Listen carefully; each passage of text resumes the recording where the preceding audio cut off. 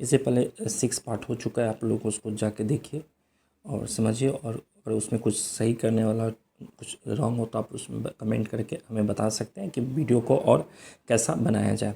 ठीक है, तो आज हम लोग traditional of method performance survival का 7th पार्ट स्टार्ट करते हैं। तो आज का जो traditional method of performance survival topic है परफॉर्मेंस टेस्ट एंड ऑब्जर्वेशन। इसलिए इसको परफॉर्मेंस टेस्ट एंड ऑब्जर्वेशन कहते हैं, क्योंकि इसमें आपका रिटेन या ओरल टेस्ट लिया जाता है, उसके बेसिस पे आपको जज किया जाता है। ठीक है, आप माने कि कोई भी ऑर्गेनाइजेशन में आप काम करते हो तो कभी क्या करती है, स्किल टेस्ट होता है, उसके आपको रिटेन टेस्ट या ओरल टेस्ट लिया जाता है और उसके कंपनी एक फॉर्म दे देती है, उसमें आप कहते हैं कि आपको एक टेस्ट देना है आज, उसके बेसिस पे आपको कंपनी अप्राइजल देती है। इसलिए इसको परफॉर्मेंस टेस्ट ऑब्जर्वेशन मेथड कहा जाता है। ये एक ट्रेडिशनल मेथड है। इसमें कहा जाता है the test written and oral conduct test knowledge and skill of employ. इस टेस्ट में या रिटेन या ओरल टेस्ट कंडक्ट किया जाता है और इसमें आपके knowledge of skill of employ का स्किल ऑफ नॉलेज टेस्ट किया जाता है कि आपका कैसा नॉलेज है अपने कंपनी के बारे में। समटाइम्स कभी कभी क्या होता है कि employ is demonstrative his skill the given situation evaluated in the basis. इस मेथड में कभी कभी क्या होता है कि आपको ना एक हाइपोथेटिकल सिचुएशन दे दिया जाएगा कि आपको कहेगा डेमो टाइप का देने के लिए इस प्रोडक्ट को आप सेल करके दिखाओ, या कोई वर्क दे दिया जाएगा कहेगा आप करके दिखाओ हमको, और उसको ऑब्जर्व करके आपको आपके मार्क्स मिलेंगे कि आपका परफॉर्मेंस कैसा है। ठीक है, तो इसलिए इसको कहा जाता है कि परफॉर्मेंस टेस्ट ऑब्जर्वेशन। आपके परफॉर्मेंस को रिटेन या ओरल टेस्ट लेंगे या आपको डोमेस्ट्रेट करके एक डेमो टाइप का दिया जाएगा, उसके बेसिस पे आपको आपके परफॉर्मेंस को ऑब्जर्व किया जाएगा, उसके बाद आपको अप्राइजल दिया जाता है। ठीक है, तो इसलिए इसको परफॉर्मेंस टेस्ट ऑब्जर्वेशन मेथड कहते हैं। एस्से मेथड क्या होता है? इस मेथड में ना आपके जितने भी परफॉर्मेंस आपको एक एस्से के रूप में, एस्से के फॉर्मेट में लिखा जाता है। आपके स्ट्रेंथ क्या है, वीकनेस क्या है, आप कंपनी के लिए कैसा वर्क कर रहे हैं, आपका को वर्कर के साथ कैसा रिलेशन, एक एस्से फॉर्मेट में इसमें सारा लिखा जाता है, इसलिए एस्से मेथड कहते हैं। इस मेथड में, under this method detail description of employ performance written by rater. जो रेट करते हैं एम्प्लॉय को, वो डिटेल डिस्क्रिप्शन लिखते हैं एम्प्लॉय के परफॉर्मेंस के बारे में। ठीक है, और उसके बाद the performance of employ relation with other coworker requirement training and development program strength and weakness of employ. आपको इसमें देखा जाता है कि आपका जो परफॉर्मेंस एम्प्लॉय रिलेशन है कोवर्कर के साथ, requirement of training development program, आपको ट्रेनिंग डेवलपमेंट की ज़रूरत है कि नहीं, आपको आपका कोवर्कर के साथ कैसा रिलेशन है, आपका स्ट्रेंथ वीकनेस अब क्या है।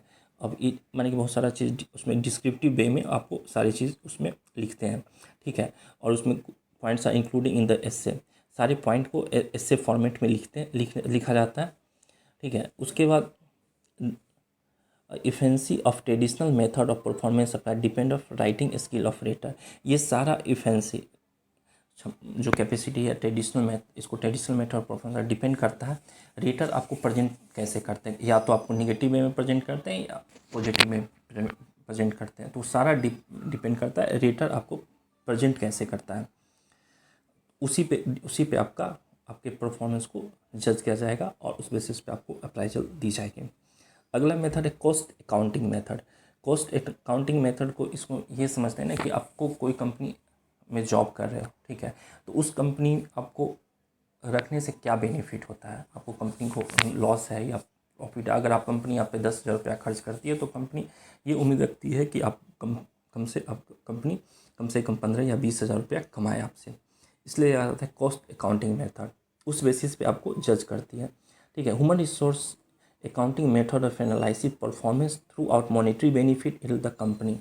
ठीक है, इसमें कंपनी एनालिसिस करती है कि आपके परफॉर्मेंस से कंपनी को मॉनेटरी बेनिफिट हो रहा है कि नहीं।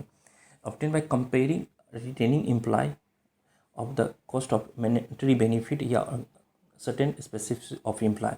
इसमें कंपनी देखती है कि आपको रिटेन किया जाए कि नहीं, आपसे कंपनी को मॉनेटरी बेनिफिट है कि नहीं, आप कंट्रीब्यूशन कर रहे हो ऑर्गेनाइजेशन में है कि नहीं।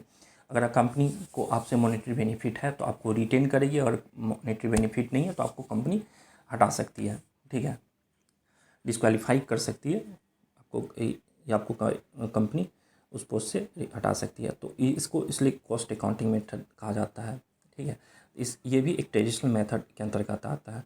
तो आज हम लोगों का ये traditional method of performance appraisal एक टॉपिक ख़त्म होता है।